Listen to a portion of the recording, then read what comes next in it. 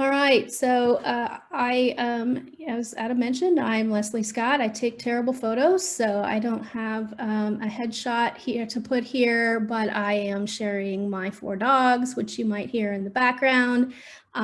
Here's how you can find me, and I also put that at the end of my presentation as well, so that you can connect with me in whatever way you like to. So from clockwise, from left is Mo, Toby, Mischief, and down in the lower right or lower left is Murphy. So I don't have to tell you that it's been a tough time for everyone, and the nonprofits are going through it. That's a no-brainer. We all know that. And I was shocked to find this, but it says more than 1/3 of US nonprofits are in jeopardy of closing within 2 years because of the financial circumstances brought on by the pandemic. And that was sad to learn, but hopefully nobody on this call is in that position, but that's sort of the state of affairs right now.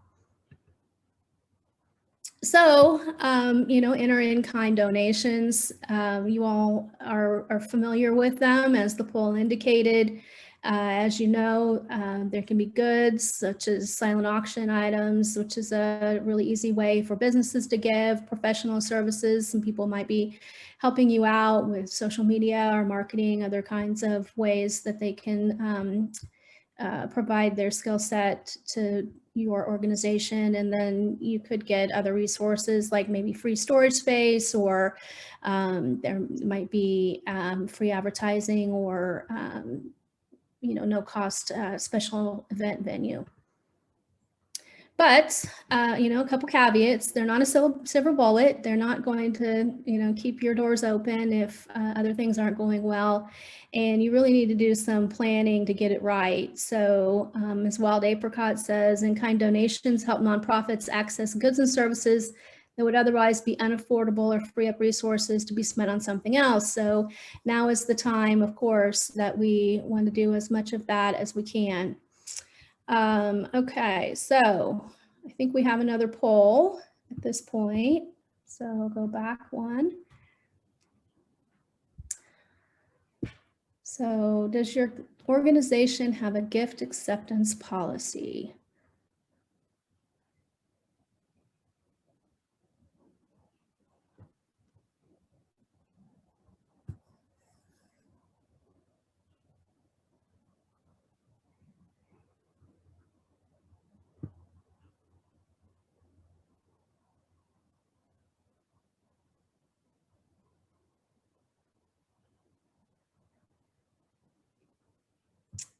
Right.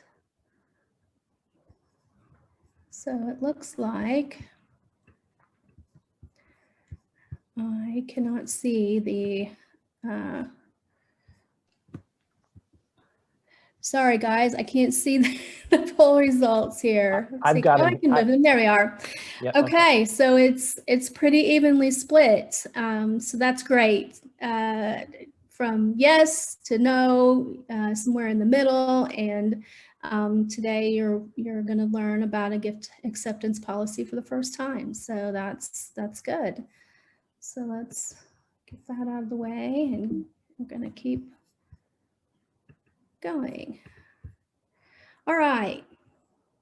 So a gift acceptance policy is just going to help you think through the kinds of items that your organization needs, that you're currently spending cash to purchase, and then also ask some questions. So might gently used items work just as well as buying new? Are you letting your supporters know about the gently used items that they may have, such as clothing, books, toys, or furniture? Do you encourage them to think of you when they're replacing their computer? That may be, way newer than many in your office. We know nonprofits, are notorious for, needing to be very frugal as far as their technology needs go. And then also, if you have an Amazon wish list, do you promote that to your donors and other supporters so that they can send you new items? that you might need. Some of the things that have really, increased are cleaning supplies, given the pandemic. So, what's really important about your gift acceptance policy is to know what you will or won't accept before a donor offers it. And so, you want to it provides an objective way to vet those in-kind donations and something to lean on if you need to gracefully decline an in-kind donation. So, if somebody calls up and says, hey, I've got this pallet of Twinkies and, we want to go ahead and make sure that, your kids have snacks after school, and part of your mission is around health. You may want to say, well, we're sorry, our gift policy, our gift acceptance policy only, we only accept healthy snacks for our kids, or something like that.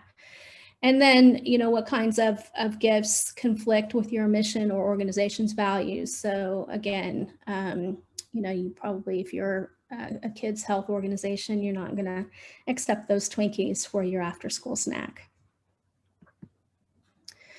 So here are some more questions to ask. What kinds of gifts advance your mission and align with your mission's values?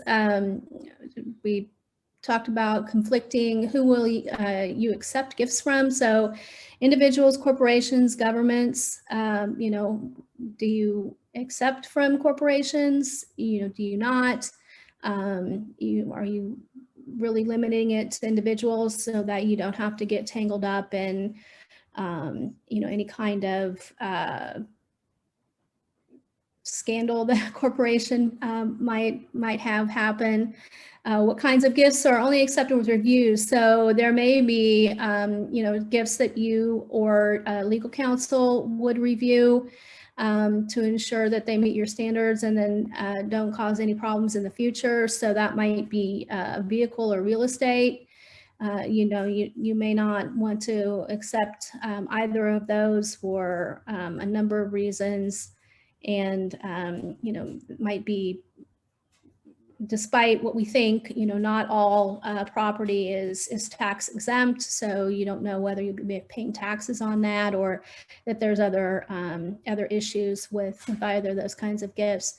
And then, do you have the means to actually use them in a timely manner, or room to store them if you don't? So if it's perishable, do you have room in your refrigerator, or do you have the room to store that? There's 3 pallets of t-shirts or whatever a corporation might offer. So luckily there are some examples. I pulled this just down from the Nonprofit Risk Management Center. They've got, I think, 3 different samples. So put the link in the presentation, and I'm sure that'll get sent out. And so you'll have that link. And, these are not necessarily really robust, 20-page documents. They can be pretty minimal, but still something to lean on when you're trying to decide whether or not that's something that you want to accept from a donor. So, as we have gone through the pandemic and people are thinking more about in-kind donations, they've realized that they have way too much stuff. So a lot of people have taken their time to unbury themselves and figure out whether or not their stuff sparks joy. And so we launched Reuseful in late August of 2020. We currently have 37 partners, and that breaks down to 33 nonprofits, 3 schools, and 1 church. A couple of those schools are pre-K, so that's exciting. And this is it's a really easy resource to be able to let your donors know that you accept in-kind donations and what kind of in-kind donations you're needing. So a lot of times, people just box things up and drop them off, and there you are. But what we wanted to do was create a website that actually helps people understand what you may need at that particular moment. So super easy and free to sign up. You just go to reuseful.org and click on the charity partners menu item, click sign up. We have a simple form that you fill out, and it just takes a few minutes. It's, again, free for nonprofits and donors. And so there's 3 different forms there that you'll go through and provide basic information, your mission, description, what kinds of items you need, what kind of organization you are, and that sort of thing. So really very simple form. And then after you're done with that, you're up on the site and people can find you. And that way you can hopefully, be contacted by donors who really have what you need. So they can select the search criteria that matches their situation. So whether or not they'll drop it off or they need you to pick it up, what kind of items that they may have to donate. And then also, what kind of organization that they may want to donate to. Some people really have a heart for animals or kids or, people who are survivors of domestic violence. So, it may be that they, just have a specific person or pet in mind who they want to help. So after they click view results, then they're going to get a results page. And there's a map here that kind of shows where everybody is. And I always say we're like Tinder, but we don't make the dinner reservation for you. And so that just means that you're, as the donor, still responsible for contacting the organization because all we do is make that connection. And donors can learn more if they click on the link, and that's where they can contact the organization, and they get a little contact form like this. It sends an email. And so, once people start giving you in-kind donations, you're already getting them. So now what? And it sounds like everybody's really figured out how to integrate them into their development plan, which is awesome. But the thing that's the mystery for me has always been the accounting side. So that's why I was so excited to be able to partner with Support Kansas City today, because they have the experts. And so while I put this FAQ up that I found from Wild Apricot, I'd like to go ahead and hand it off now to our Support Kansas City folks, who are then going to talk about what you do with them once you get them. Awesome. Thank you so much, Leslie. Up next is going to be Catherine J. She's going to be sharing her screen shortly here, and we'll give her presentation about best practices for gifts in kind recording. Catherine, when you're ready, take it away. Okay. All right. So I don't know if anyone has ever gotten a gift of an airplane, but that might not be something you want. So the gift acceptance policy is a good idea if a donor comes to you with an airplane. Gifts in kind are recorded once the donor gives it to you unconditionally. And each type of donation is going to have a slightly different set of accounting rules for recording purposes and reporting in the audit and the 990. And since everyone has received in-kind donations, you have at least in your chart of accounts 2 accounts, or you should, one for in-kind contributions and one for in-kind expenses. Since they need to be tracked separately, it's good to have it separate in the chart of accounts. That cuts down on auditor time and 990 preparation time if it's already pulled apart into separate accounts. You can get detailed or leave it in summary form. You could have revenue and expense accounts for goods, separate accounts for services, rents, donated securities. You can get as detailed as you want or need to get in your chart of accounts. In-kind donations are valued at fair market value. It's not, the value that you determine is not on the donation receipt the donor gets, but you do need a value to record it in the accounting records.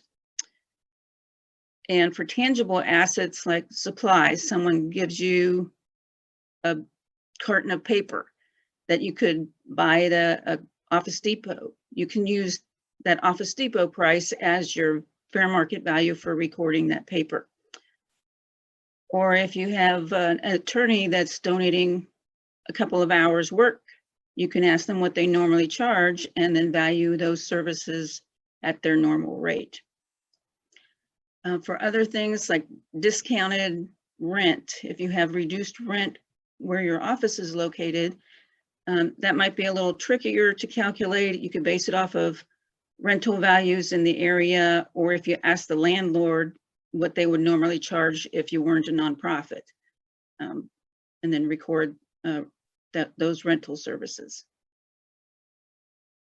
And as an idea for where to go to figure out the value of certain things, for general goods, you might go to eBay, Goodwill, Salvation Army, or It's Deductible. For food donations, you could use Feeding America that calculates per pound value of food if you're getting a lot of food donations, if you're running a food bank or that sort of thing. And real estate, you can look up on Zillow for residential or LoopNet for commercial, or you can ask the donor, because the donor, if they're giving you real estate, they're most likely getting it appraised, and you can use that appraised value as your accounting value. In-kind donations of stock, you can look up the values. Now, stock donations are valued at the average of the high and low price on the date you receive the shares into your investment account. Sometimes what is reported on your investment statements is not going to reflect that value for you. It might carry forward the donor's cost basis. And I've seen on investment statements where donors bought the stock years ago and a value might come in at 10,000 when it's really appreciated and now it's worth 20,000. So you have to make sure that you're reviewing those statements, and you can calculate the value yourself and compare it to what's on the investment statement. And the site that I use for historical price information is listed there. There are other sites, but that's just the one that I've used over the years. Sometimes a donor will ask you to sign off on a form 8283. This is an IRS form that if the value of their in-kind donations exceeds $500, they need the charity to acknowledge receipt. You're not confirming the price or the value. It's just that you did receive what they're saying they gave you. And you should keep a copy of that, because if you sell or dispose of that property within 3 years of receiving it, then it's on you to send in Form 8282 and provide a copy to the donor. You would file this with the IRS to say that you sold that property and how much you sold it for, and then give a copy to the donor. Cars, boats, and airplanes have their own specific form that the IRS put in place a number of years ago. So if somebody donates a car to you and it's worth more than $500, you need to give them a 1098-C. It looks somewhat similar to a 1099, but you're reporting the make and model of the vehicle that you received from them, so that the IRS can track that. When you get in-kind auction items, these are a little bit more tricky to record because the value that you put on it is going to be more or less than what it sells at your special event auction that you have. If it sells for less, you adjust the value down. But if it sells for more, you're going to record that amount, that extra amount, as a donation from the person who's buying it. If the item is only worth $10, but they're willing to spend $100 on it, that extra $90 is a donation. If you're collecting auction items in one fiscal year and you don't have the auction, you don't hold the auction until your next fiscal year, the accounting changes a little where you record all the differences in prices as either gains or losses on the sale of the item. You don't have that adjustment that you have if it's during the same fiscal year. This is an example of an audit disclosure statement. Auditors are going to look and pull, if you're recording volunteer hours in your accounting records, they're going to look and pull those out. But if it's goods and services that are in there at the estimated fair market value, office rent, donated stock, any kind of other advertising services that are donations are going to be reflected as contribution income. And then their third paragraph on this disclosure talks about in-kind contributed services. The ones that are recorded in the audit are those that enhance long-lived assets. If you have a building and somebody came in and replaced all the windows, that would then be recorded in your financial statements as an in-kind gift that enhances that long-lived asset, that building. Or if it's a specialized skill, such as an attorney, and you would have had to pay an attorney to give you an opinion on something, but you found an attorney that was willing to do it for free, those services would be recorded in the accounting records. That the last paragraph addresses non-professional volunteer services. Those don't meet the criteria for recording it in the accounting records. So if you did record it because you wanted your board to see in your reports that you had value from your volunteers, the auditor is going to pull those transactions out and not record them in the audit, except to maybe disclose them in a note. And this is a sample auditor's note where they're listing this entity received office space, advertising, and a stock gift, and what the total in-kind contributions were over that 2-year period. And then on the 990, you will include all your tangible property, all those paper contributions, everything such as that will be recorded on the 990. If you receive more than $25,000 in non-cash contributions or art or historical treasures, you're going to need to complete additional schedules. On the 990, you do not report in-kind donations of services. So in-kind rent, legal services, any types of services, the 990 does not include those. Those will need to be backed out. But when you're reconciling to the audit within the 990, those will show up as reconciling items because the audit will include those services, but the 990 will not. So that's another reason for keeping good accounting records. If you have a lot of transactions, you might separate them into different GL accounts. Otherwise, the 990 preparer is going to have to look through all the transactions for the year to pull those out. So on the 990, non-cash or in-kind contributions are reported in Part 8 in the actual Form 990, which is the revenue section. They will also be listed on Schedule B with donor information if it's over a certain threshold amount, which is determined by your 990 filing. The minimum amount would be $5,000, but it could be a higher threshold. On Schedule M, you're going to be required to complete for if you've received over $25,000 in non-cash contributions in total for the year. And on that Schedule M, and there's also a question, number 31, that asks if you have a gift acceptance policy that requires the review of any non-standard contributions. And that would be another reason to have a gift acceptance policy, that you want to be able to say yes to keep off the radar of the IRS, that they're doing more data-driven audits. And if you answered no and you have a lot of contributions of in-kind donations, that might flag it for them.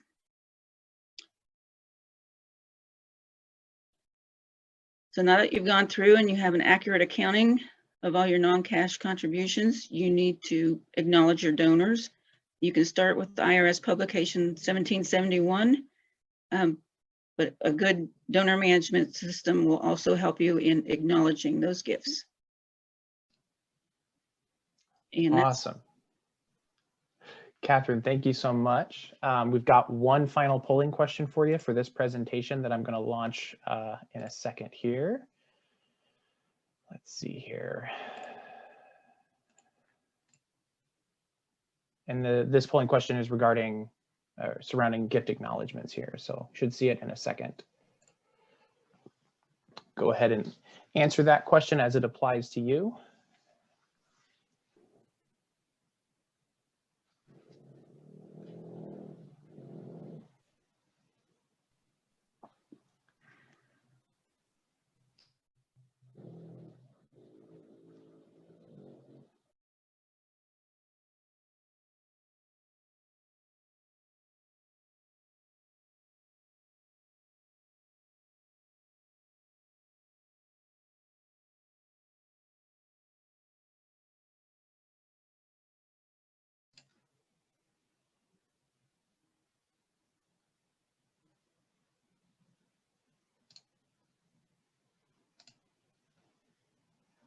Okay, so it looks like the majority of us selected the emailed or sent at a later time with regard to how their organization sends donor receipts or acknowledgement letters. Very common. And yeah, I think we're going to have Mary come in and sort of take us home or speak briefly on gift acknowledgements and donor receipts. Thanks, Adam. Yeah, so Leslie took us through how to plan for accepting in-kind donations and how to connect with donors looking to donate in-kind goods. And then Catherine took us through how to account for them on our end once we receive them. And I'm just going to briefly touch on the fact that so as Catherine mentioned, Form 1771 talks about IRS requirements for acknowledging donors who provide in-kind donations to your organization. And one thing to note is that the organization doesn't provide the value back to the donors. So you just need to provide a description of what was donated. And so the way this looks in a donor management system, as Catherine mentioned, you might need to have a separate acknowledgement process for in-kind gifts. So if your normal donations, cash donations come in and you have a letter that says, thank you for donating X amount of dollars, you might need to change up your letter, change up your process and how you segment those donors in order to acknowledge them according to IRS requirements, and also just make sure that you're thanking your donors and keeping track of those individuals and organizations who give you in-kind gifts. And you can leverage that at a later time. If you are soliciting in-kind gifts and you need to keep track of who's given gifts in the past, then you can use your database to run a report, send out a solicitation that way. So there's lots of things that you can do in regards to in-kind gifts and making sure that they're accounted within your donor database and acknowledged properly. So at Support Kansas City, we can help. Obviously, Catherine can help with the accounting aspects, and I'm happy to help with donor database questions in regards to in-kind. So. Awesome. Thank you so much, Mary. Appreciate that. We're going to be ending the recording here and moving into the Q&A session.